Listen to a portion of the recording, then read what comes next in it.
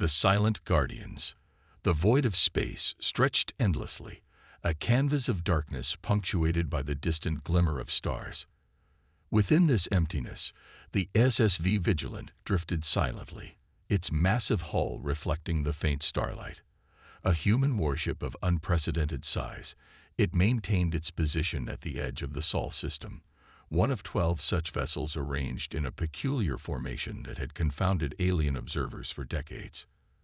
Commander Threll of the Myriax Confederation stood on the bridge of his scout vessel, the Whispered Shadow, observing the human warship through the forward viewport. His silver skin rippled with bioluminescent patterns, a sign of intense curiosity among his species. Approach vector calculated, Commander, announced his navigation officer, her tentacles working deftly across the holographic controls. We will maintain our stealth field at maximum efficiency. Threll nodded, his 4 eyes narrowing as he studied the human vessel. The Solarian Defense Fleet has maintained these patrol patterns for nearly 70 Earth years. No expansion, no aggression, just these 12 massive warships, always facing outward from their home system. It defies strategic logic, remarked his second-in-command, Varric. The resources required to maintain such vessels could have built them an empire by now. Which is precisely why the High Council wants answers, Threll replied. Initiate deep scan protocols. Let's see what the humans are hiding. The Whispered Shadow edged closer, its advanced stealth systems rendering it virtually undetectable to conventional sensors. The Myriax prided themselves on their observation technology. They had monitored 17 emerging spacefaring species without detection. Humans would be the 18th. Scanning now, reported the science officer, her voice calm and measured. Penetrating their outer hull, reading internal structures and... She stopped abruptly, her bioluminescence flaring in alarm. What is it? Threll demanded, moving to her station. Commander, the scan is... The readings cannot be correct. Her tentacles trembled as she adjusted the instruments. The Vigilant's hull isn't standard alloy. It's composed of layered metamaterials designed to absorb and redistribute energy impacts.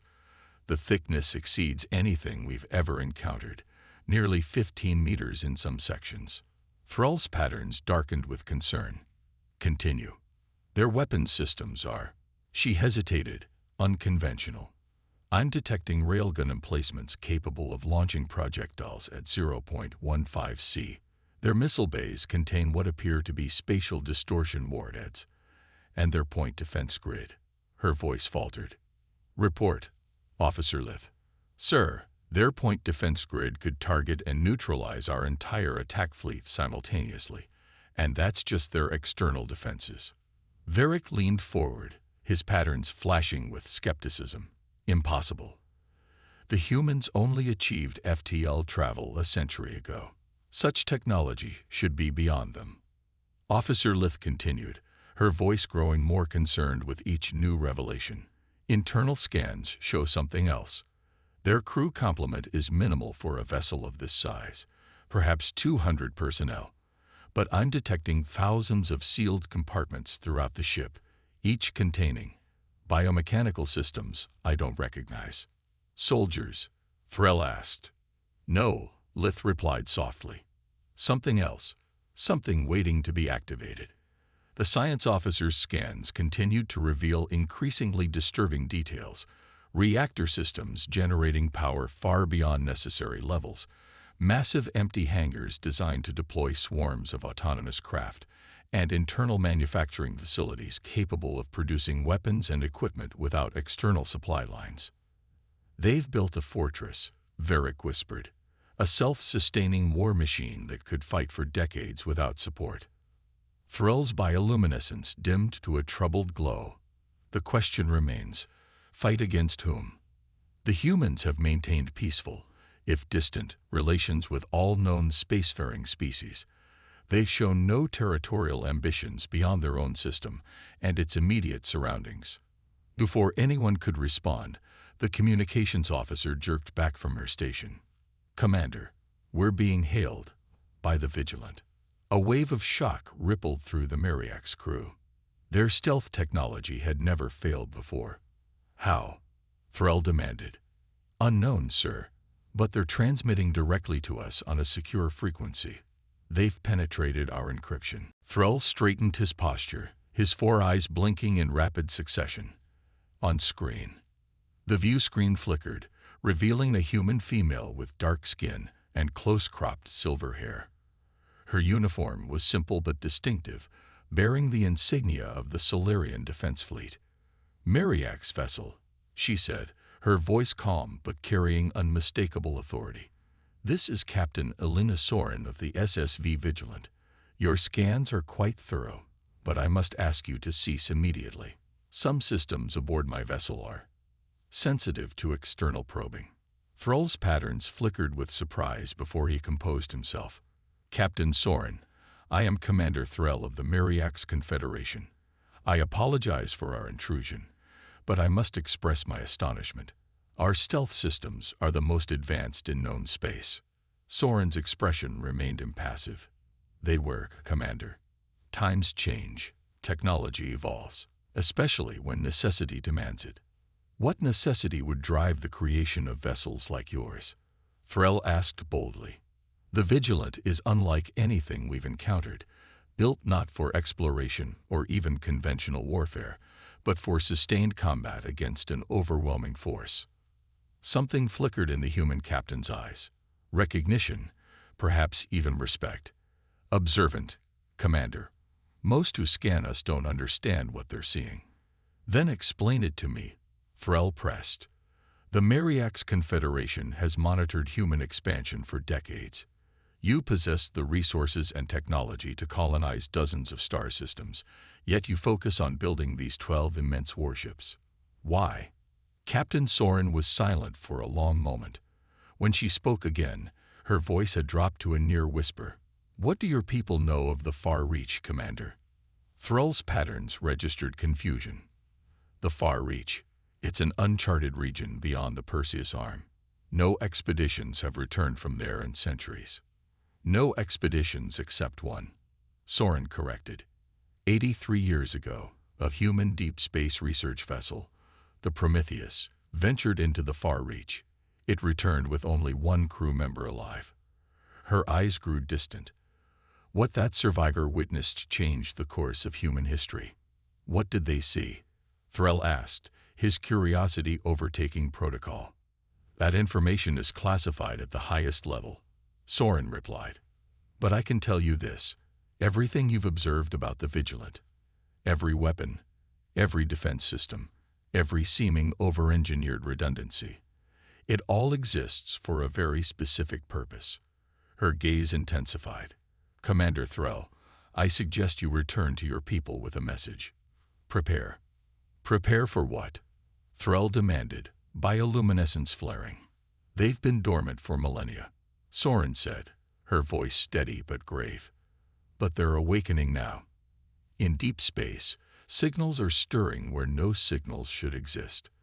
The Prometheus found something ancient and terrible in the dark between galaxies, and it followed them home. She leaned forward. We've been preparing for 70 years, but we cannot face them alone. Before Thrall could respond, the science officer's voice cut through the tension. Commander, I'm detecting massive power surges throughout the Vigilant. Their weapons systems are activating. Captain Soren's expression remained calm. That would be our automated defense response to your continued scanning. I recommend you withdraw immediately, Commander. The next time we meet, I hope it will be under more diplomatic circumstances. The transmission ended abruptly. Their targeting systems have locked onto us, reported the tactical officer, patterns flashing in alarm. Multiple weapon types. We have nowhere to evade. Thrall stood frozen for a moment, absorbing the implications of what he'd learned and the precarious position his ship now occupied. Then he made his decision. Full withdrawal. Take us to FTL as soon as possible, and prepare a priority transmission to the High Council. He turned to stare at the massive human warship through the viewport. They need to hear about this immediately. As the whispered shadow retreated, Thrall watched the Vigilant grow smaller on their screens. The human vessel made no move to pursue, but somehow that brought little comfort. What had the Prometheus encountered in the darkness beyond the Perseus arm? What enemy could be so formidable that it would transform an entire species from explorers into guardians? Most importantly, how much time did they all have left before this unknown threat emerged from the shadows?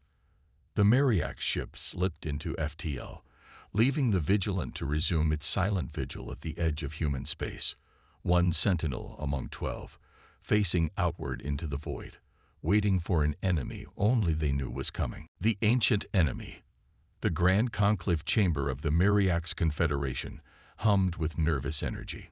The 7 high counselors, the most powerful leaders of their species, sat in a semicircle on elevated platforms, their silver skin displaying patterns of deep concern as they listened to Commander Thrall's report. "The scan results are conclusive," Thrall said, projecting the data his team had gathered. "The human warship Vigilant represents technology far beyond what we believe them capable of. More importantly, it suggests preparation for a conflict of unprecedented scale." High Counselor Vrex, eldest of the 7, leaned forward. "In all our history of observing emerging species, we have never witnessed such rapid militarization without territorial expansion. It defies all known sociological patterns." "And you say they detected your vessel through our stealth systems?" asked Counselor Mira, her patterns flickering with disbelief. "Not only detected us," Thrall confirmed, "but pinpointed our exact position and locked weapons on us with precision that our analysts still cannot explain.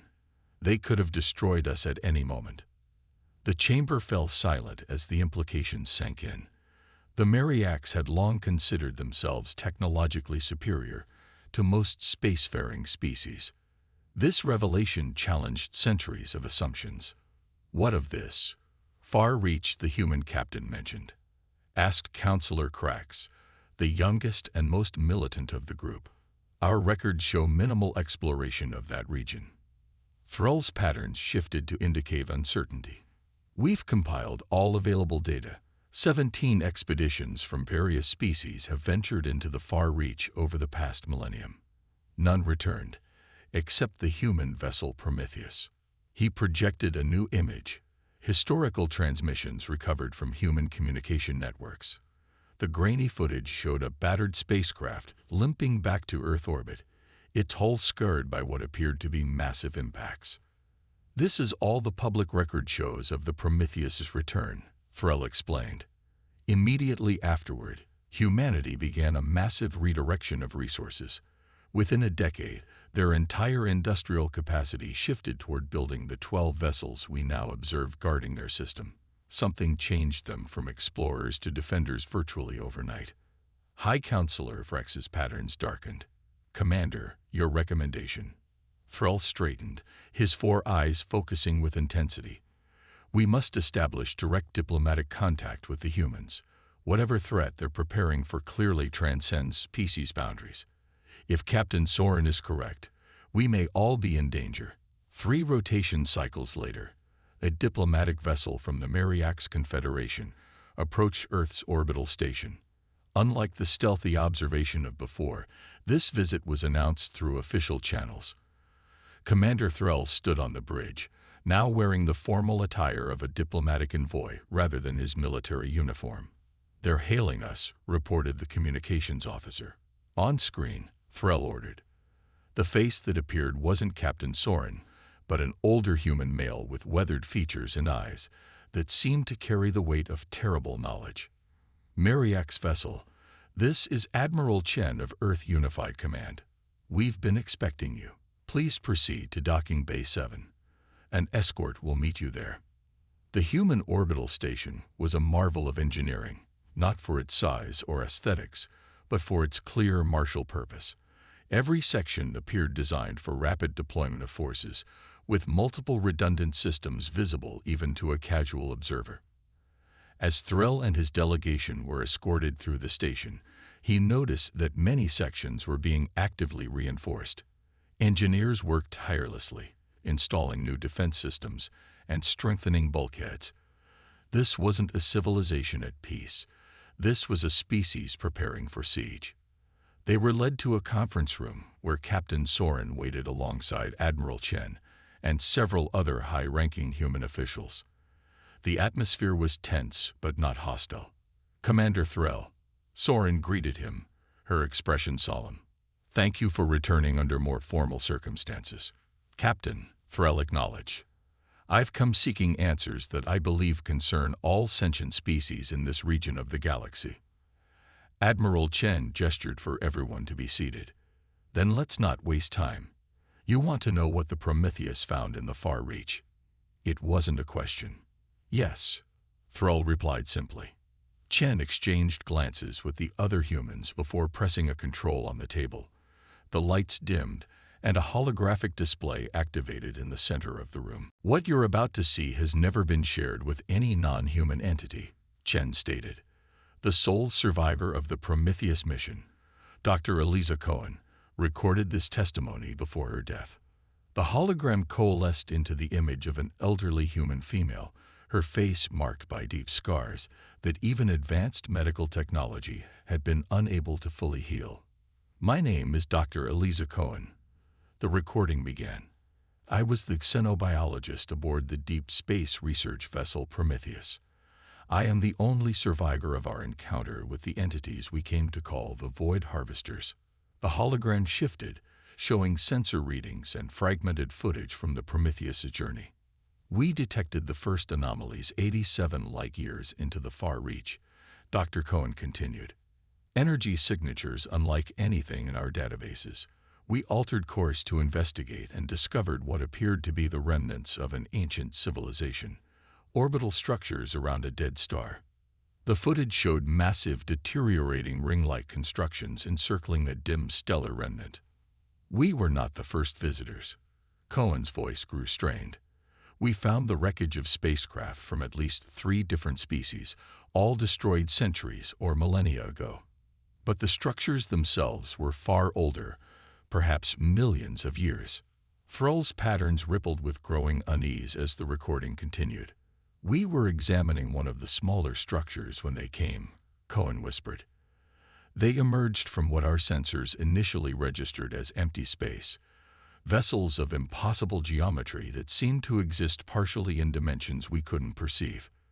The footage became chaotic, emergency lights flashing, crew members shouting, brief glimpses of something massive and dark moving against the stars. They didn't communicate. They didn't demand surrender. They simply harvested. Cohen's voice broke. "They extracted something from living tissue, something beyond conventional energy or matter." 23 crew members were taken before Captain Rivera initiated our emergency jump protocol. The recording showed the Prometheus fleeing, pursued by shapes that seemed to bend the very fabric of space around them. "We lost them near the Perseus boundary, but not before learning their purpose." Cohen leaned closer to the camera, her eyes haunted. "They feed on consciousness itself, on the neural energy produced by advanced sentient minds, and they follow patterns of galactic evolution, returning when intelligent life reaches sufficient density to provide sustenance." The recording froze on Cohen's face as Admiral Chen spoke. Dr. Cohen died 3 weeks after delivering this testimony. Her neural patterns showed degradation consistent with some form of energy extraction. Silence filled the room as Threll and his delegation absorbed the implications. "The cycle has averaged approximately 50,000 years, Captain Soren explained, bringing up new data. "We found evidence in extinct civilizations across 17 star systems, all wiped out in previous harvests. The last cycle concluded roughly 49,700 years ago. And you believe they're returning now," Threll stated, his patterns displaying the Mariak's equivalent of grim understanding. "We know they are," Admiral Chen said flatly. "Over the past 8 decades, we've detected increasing temporal spatial distortions in the far reach. 3 years ago, our deep space monitoring outposts began tracking movement. They're awakening, Commander Threll. And this time, the galaxy hosts more advanced civilizations than ever before, a feast unprecedented in scale." Threll's mind raced with the implications, The Vigilant and the other 11 warships, they're not merely defensive platforms. Captain Soren nodded. They're arcs. Each vessel contains genetic repositories of Earth's biosphere, suspended civilian populations, and autonomous manufacturing facilities. If Earth falls, humanity continues. But you're not just planning to flee, Threll observed. Those ships are built for war. The Void Harvesters have never faced united resistance, Admiral Chen confirmed. Previous cycles caught civilizations unaware and isolated. We aim to change that pattern. Which is why you've allowed our delegation to learn this truth, Threll realized. You need allies. We need a coalition of every spacefaring species, Soren corrected. The Mariacs, the Frexel domains, the Tauran Collective, all must prepare. Alone, we will fall one by one. Together, we might stand a chance.